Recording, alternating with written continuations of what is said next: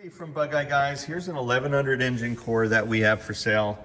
I thought I'd give you a quick video if you're looking for an engine for a project. This one needs a complete rebuild. It is a turning engine, so that's good. It's freed up.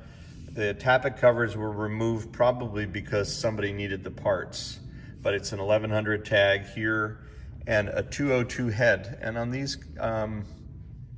202 heads are bigger valves than what you'd normally have on a 948 engine. So the head in and of itself is a valuable thing to have if you're looking for parts for a project that you're working on, be it a Sprite or something else. This might have been a Morris Minor engine. I'm pretty sure that the Morris Minor hand crank nut is unique to the Morris Minor, so we're gonna go with that theory.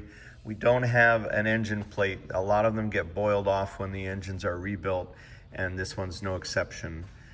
We can get you any of the missing parts. It's missing the oil pressure relief valve cap, and it's also missing the banjo bolt for the oil the oil filter housing. It is a spin-on oil filter. But again, this to me looks very much like a Morris Minor's engine that needs a rebuild, but it's a good core. There's no flywheel on the back, and we would also have one of those if you need it as well.